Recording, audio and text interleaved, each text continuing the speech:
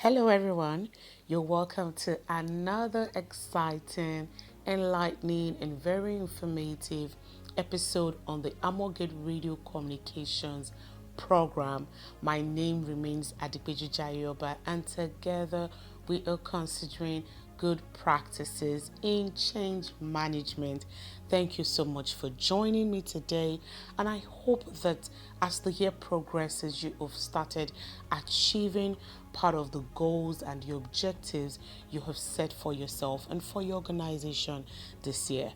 Thank you for joining in once again, and I believe that today you would get useful and informative insight that can help your organization position itself for success and for productivity. And so today we will be considering together principles that are important for change management.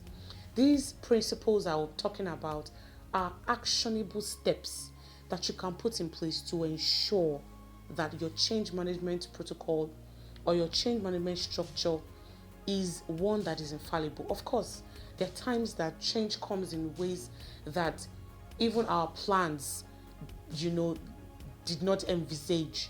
However, when you have a structure in place, even when an unknown change or an unexpected change comes in place, you can still manage through. A very good example of an unexpected change was COVID-19. The pandemic came at a time nobody was preparing for. Many organizations had no protocol or had no structure to adjust to COVID-19. I mean, the lockdown locked a lot of businesses down. However, for organizations that already had certain structures that could allow for flexibility, they quickly bounced back compared to organizations that had no protocol whatsoever.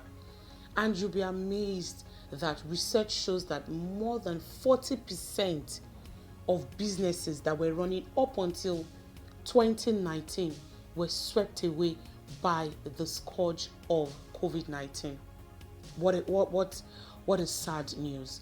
It means that 40% of businesses never recovered from the COVID-19 pandemic. I don't know why, but could it be that because they did not have a change management protocol, a change management approach to adjust to that unexpected change that came to the whole world? What am I saying? These steps I want to discuss with you today would help put your organization in a position where it is always prepared to handle whatever change that comes to it. And so these steps or these principles I'll be talking about today starts with the first one, which is prepare the organization for change. I'll repeat that again. Prepare the organization for change. You must let everyone know, from your management to the lowest cadres of your employees, that change is inevitable and change can come at any time and in any form. Even if change does not come from your internal processes, if you guys are fine internally and you have a strong culture that works for you, you have highly productive and efficient employees, and you guys are achieving amazing success, external factors can impact your organization. Like the example I gave earlier, COVID-19, it was something no one could preempt, and it was something no one could stop. It came and it changed the way we do things in the business world. It changed everything. And so you must prepare your organization for change. Another example that I gave is change in governmental administration. A government might support or bring up a policy that favors your organization. And another administration can come up with policies or regulations that no longer supports maybe certain ways of doing things in your organization. So you must prepare your organization for change. For an organization to successfully pursue and implement change, it must be prepared both logistically and culturally. Cultural preparation must take place first to achieve the best outcome for change. And when I'm talking about this, I mean you must prepare your employees before you talk about logistics, before you talk about, having, laid down um, procedures, written down procedures, before you take probably legal actions, before you put all that into play, before you have the formal processes of a change management protocol. The first thing is to prepare your employees culturally. And what it means that your employees must know that change is coming. You must talk about it in your board meetings. You must talk about it in staff meetings. You must, even in the culture of your organization, how you do things, your employees must know that at any time things can change in the organization, and how that will impact their work systems, how it will impact probably work timings, how it will impact their immediate work environment. All that must be communicated to the employees. So in this preparation phase, one of the things you as a manager or as a leader must do is that you must help employees recognize and understand the need for change. You must raise awareness of the various challenges or problems that face your organization, and those challenges would act as forces of change. And so you must let your employees know that all change is not bad. Yes, change might not be easy. In fact, a lot of times, change is not easy, but you must let them know that it is for the good of your organization, or it is to move your organization from good to better. Just in case you're doing very well, let your employees know that the challenges you are currently facing will be platforms for change. For example, if you're having dissatisfied customers, as an organization, you don't want to continue that trend. You want to look into the reasons why your customers or your clients are dissatisfied, and you want to implement new ways or better ways of attending to your clients. Those are things you want to look at. So you want to look at how things currently stand, because that is how you can measure if this change has achieved the desired goal or the desired outcome that you expect of it. The next thing that your strategic plan should contain is project stakeholders and team. Who are the project stakeholders and team? Who will oversee the task of implementing the change? Is it the management? Is it a particular team or a particular unit in your organization, a particular department? Is it a particular person and everybody follows whatever that particular person does? Who will oversee the task of implementing change? That is a very key question you want to answer. You don't want to leave change to anybody and everybody, because it might not work. Anybody sometimes in your organization is nobody. Have you ever walked into a room and you said something like, somebody answer a question, and then everyone is looking at everyone to answer the question and no one is really responding? Sometimes in implementing change, there has to be an arrowhead. There has to be a focal person. There has to be somebody in charge who is making the decisions and saying, okay, at this level of change, this is what we need to do. Now that we've gotten to this level, we need to stop and evaluate. Somebody has to be in charge. Somebody needs to be responsible with steering the vehicle of change. So imagine change as a car. There has to be a driver. So you need to know who needs to sign off at each critical stage, who will be responsible for implementation. All that needs to be imputed in your strategic plan. And also your strategic plan must contain the project scope. What steps or actions would this project include?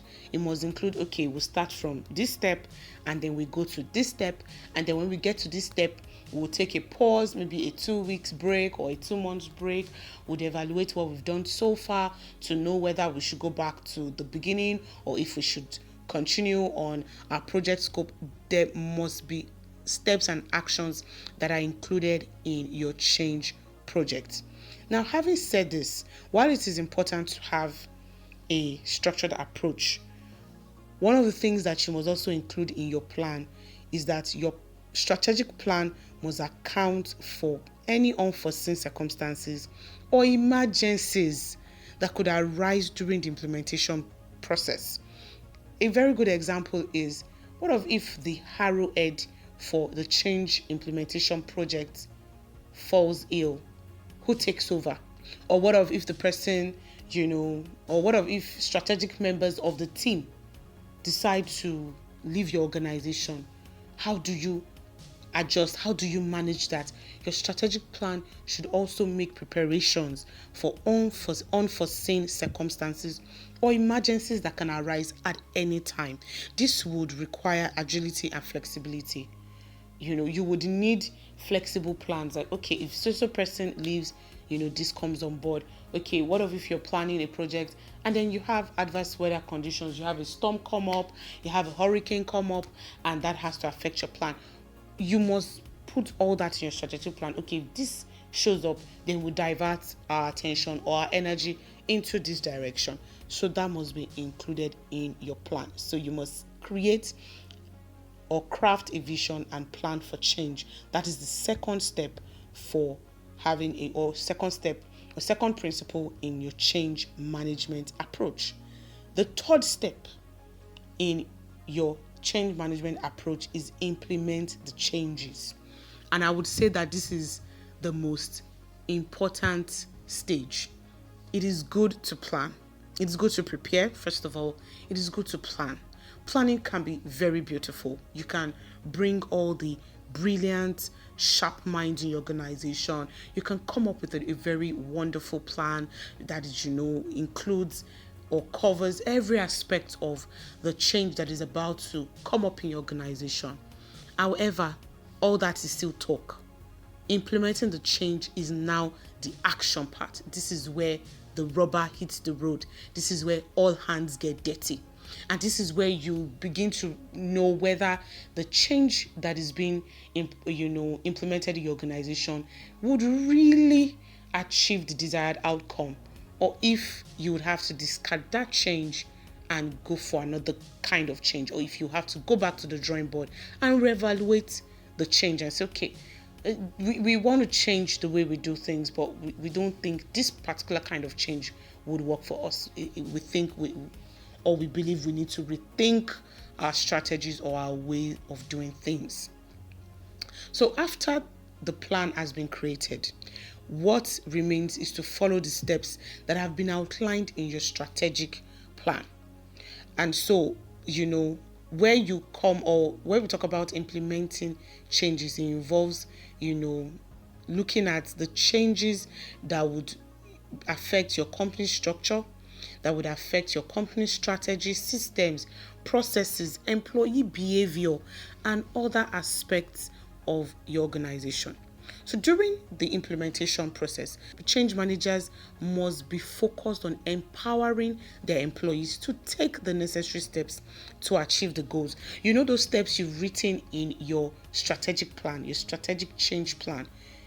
Your managers must look for ways to communicate it, first of all, to the employees and empower them to take those necessary steps so that the goals or the purpose for the change can be achieved. Another thing they must do is that they must also anticipate roadblocks and prevent, remove, or mitigate them once identified. So let's look at the following steps that can help you implement change in a positive way. Ensure that everyone involved in the change understand what needs to happen and what it means for them. Like I've, been saying, your employees must know the reason for the change, and they must know the impact of the change on them. For example, if you're going to be making changes probably to resumption time, your employees need to know that, okay, this is the reason why we're changing our resumption from probably 9 a.m. to 8 a.m. or probably why we're changing from 8 a.m. to 10 a.m. They need to know the reason for the change. They need to know the impact. They need to know what will happen to them, what it means for that change to occur. So ensure that everyone involved in the change understand what needs to happen. Then agree success criteria for your changes and make sure that they are regularly measured and reported on. Everyone, particularly in your management team, must agree on the success criteria. And so from time to time, they must check what is happening in the organization, what is being implemented, with the success metrics they have put on ground. We said we want this to occur in the organization. We want our customers to be satisfied and happy. We've implemented these changes for the past 2 months. Are customers satisfied, or we still have the same complaints? You want to make sure that you're checking regularly, measuring regularly. Then another way, or another step that can help implementation of change in organization is that map and identify all of the key stakeholders that will be involved in the change and define their level of involvement. Let everyone who will be involved in the implementation of change know. Let them know their roles, let them know their responsibilities, and let them know to what degree they are involved in the change. Let them know. You don't want to bump in on people unexpectedly and say, oh, you're supposed to be doing this, or you're supposed to be responsible for this. Let them know early on so that everyone knows their step and their roles in the change process. Also, appoint change agents or drivers who will help to put the new practices into place and who can act as role models for the new approach. Like I said earlier, change is good, especially if it's a change that is moving you from good to better, or is moving your organization from better to best. Change is good. However, change is not easy. People are used to a certain way of doing things. And so when you come and you say, oh, we are moving from this to this, we are effecting certain changes in the organization, we are no longer going to be dressing this way, or we're no longer going to be, working on this project or this product, we're switching to this, we are relocating from this place to another place, all that will cause some form of friction to people. It won't be easy. A very good example, if you're relocating from a certain location to a different location, some employees probably stay quite close to the organization, and commuting to the office probably takes them 10 minutes, 5-10 minutes. They're in the office. It's not stressful for them. And now you're relocating to a different place. Those employees who stayed close to your former location will find it difficult. They'll probably frown at that change because probably now they have to commute 30 to 45 minutes, from their house. That would not be easy on them. So look for change drivers, those who would, act as support systems, and those who can help to drive the change, or drive these new practices. Those who will act as role models, those who would probably be on the ground, give a listening ear, offer a hug or a pat on the shoulder. Those who would help your employees ease into this change. Make sure you appoint them. Also, find ways to change people's habits so that the new practices become the norm. That is very important. And make sure that everyone is supported throughout the change process. If you want your implementation to be successful, make sure that people are supported every step of the way so that they don't resist your change blatantly. You want to make sure that they are supported and they are eased through the transition of the change in your organization. The fourth step or principle of change management is communicate change. Communication is a very essential, very important component of change management. The change that you want to implement in your organization has to be clear and relevant so that people understand what you want them to do and why they need to do what you want them to do. It is very important. If you're changing, let me give a very good example. There was a time when, like I've said, I said last week, when using a typewriter was the highest form of technology for typing in offices. Using a typewriter, or you walk into any office in the early maybe 70s or 60s, it was okay. And then you want to ease people from that form of technology, and some people got very used to it. They became very dexterous at using it, and now you want to bring them from that world. I'm using as an example, bring them from the world of typewriter into using a computer. That will take some time, so you need to ease them into it. And how do you do that? Communication. Let them know the reason for the change, and let them know why you want them to change, and what they're expected to do. You must communicate clearly. People must understand. Also, you have to set the right tone so that you get the response, particularly the emotional response you're looking for. In communication, you have to make sure that you set the right tone and you communicate in the right atmosphere. You don't want to walk up to your employees and sound like a tyrant, like, now guys, we are changing this and that is final. I don't care how you guys feel. I don't care. No, you don't want to do that in your organization. So you want to ensure that you communicate and get the right response from them. So it is a good idea to link the changes that you're planning, to your organization's mission or vision statement. So you can come out and say, as an organization, we are poised to do this, or our goal is to make customers happy. And if you look at our processes in the last 5 years, a lot of our customers have been dissatisfied. So that is why we want to change this and this and this and this in our organizations, so that at the end of the day, our customers will be happy and will be the number one brand in our industry. That is a beautiful way to communicate the changes that you want implemented in your organization. You can, associate the change to the vision statements. You can also help them see how that this change will bring about your impact them positively. When people know that the change will impact their lives positively, they'll be more attuned to adjusting to the change compared to if they don't know the benefit that the change poses for them. If we just feel like we're doing this just because our bosses said we should do it, there might be some form of friction and resistance. But when people realize that not only will the organization benefit from this change, but I as an individual, as an employee of this organization, I'll benefit from this change, then they'll be more willing to undertake the change. Also, one of the things that you must do is that you must practice a good stakeholder management. This will ensure that you give the right people the right message at the right time. You must practice good stakeholder management. Remember what we said, stakeholders refer to those who will be involved in the change project. So you want to make sure that those who will really be involved in the implementation of the change project get the right message. You want to ensure that those who will be responsible for implementing change know what they're supposed to be doing at what time. Then the fifth process, or the fifth principle to change management, is embed changes within company culture and practices.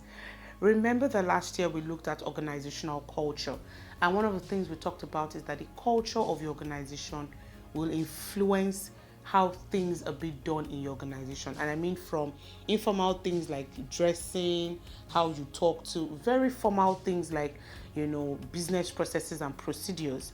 And so when you're implementing change, one of the things you want to do is that, or when change is being implemented in your organization, one of the very important things you want to do is to ensure that this change is implemented or is embedded into your organizational culture. And so, like I talked about, the example I gave, if you're going to be changing resumption time, you want to make sure it is in the culture.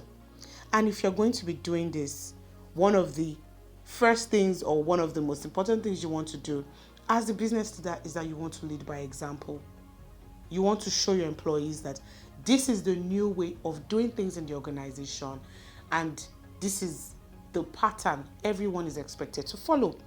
And so once a change initiative has been completed or implemented in the organization, then managers must prevent a reversion back to the status quo by acting out or practicing this new change or this new practice or this new way of doing things. It must be embedded in the culture. And this is particularly important for organizational change that is related to business processes such as workflows, like I said, or strategy formulation. Without this, if you don't embed the change in your culture, employees are likely to slide into the old way of doing things, particularly during the transition period. And that might not bode well for your organization, because it's like going from good to better, and then you slide back from better into good. And sometimes some organizations even slide way past good into bad. So you want to ensure that employees don't go back into the former way of doing things, particularly if it was a system that was not working for your organization. If it was a system that was not bringing the desired outcome or result for your organization, you want to ensure that your employees don't slide back into that way, because people are used to the status quo and people enjoy the status quo. People are comfortable with the status quo. And so one of the things you want to make sure you do is that you embed change within your organization's culture and practices. One of the things you can also do here is that you can also put reward systems in place to help celebrate change or celebrate those who adjust to the change. So if you bring up a new change, you can put reward systems, little bonuses here and there, little incentives to help motivate and encourage your employees as they transition through the change process. And then the sixth and the last principle I would be looking at today is review your progress and analyze change results. Just because a change initiative is complete doesn't mean it was successful. Like I said earlier, there is a reason why your organization is undergoing a certain kind of change. There is an outcome, a goal, a vision, an objective that is set before you. And so even though you are done with the change, you want to ask yourself, did we achieve what we set out to achieve? That is a very, very important question to ask as you implement and as you complete a change initiative or project. You want to ask, did we hit the milestone? Did we reach our goal? Did it achieve the results we wanted it to achieve, or did we fall short? And so conducting analysis and review after a change project or a change process can help business leaders understand whether a change initiative was a success, or if it was a failure, or if it was mixed results. It's neither here or there. We didn't fail, but we also didn't succeed. You want to make sure that you analyze that. You want to make sure that you are sure of where you stand in your change initiative. It can also offer valuable insights. I'm talking about reviewing and analyzing your progress and your change results. It can offer valuable insights and lessons that can be leveraged in future change efforts. So you want to ask yourself, this change that we implemented, was it met by resistance?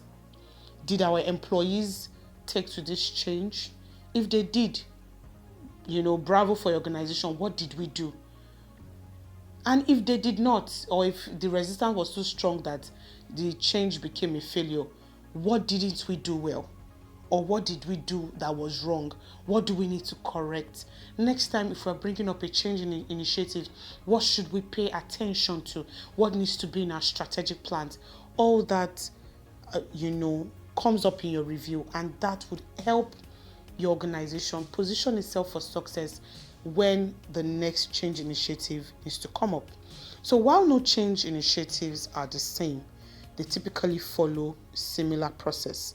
So to effectively manage change in your organization, managers and business leaders must thoroughly understand the steps involved. So I will just go through, a summary of the processes once again, or the steps of the principles. So the first thing is, you want to ask yourself questions like, do you understand the forces making change necessary?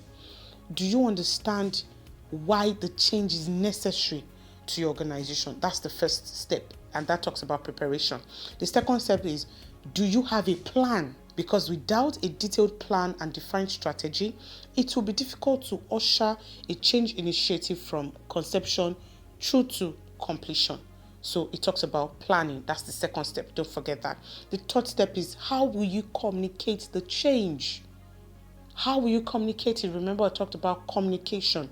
Successful change management requires effective communication with both your team members and key stakeholders. So you must develop and design a communication strategy that acknowledges that, change is important, but also acknowledges the reality of your organization. It's one thing to say, I want my organization to change. Another thing to also acknowledge the reality. Are my employees competent enough to take on this change? Are they empowered to take on this change? A very good example is, if you want your employees to start to dress in a certain way, do they have enough resources to dress in that, in that way you desire? Your communication strategy also has to acknowledge reality. Then the fourth is, you must look at those involved in your change initiative. You must look at your stakeholders, very important. You must also consider the steps involved in the implementation of your change. Then lastly, you must consider and identify potential roadblocks.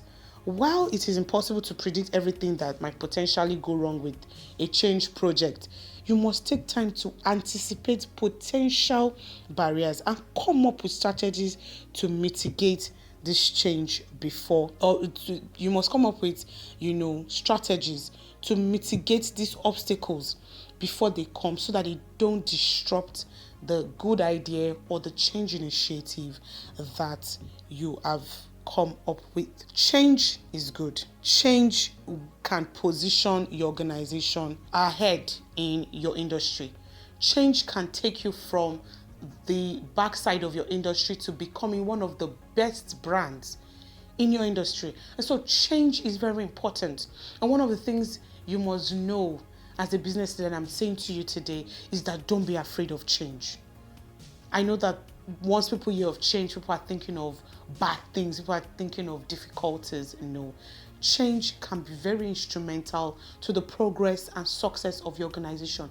All you need to do is to prepare for it, plan for it, communicate it effectively, put strategies to implement the change properly, stop, take a breath to review and analyze your processes, and I can assure you that success is waiting for you at the end of your change project.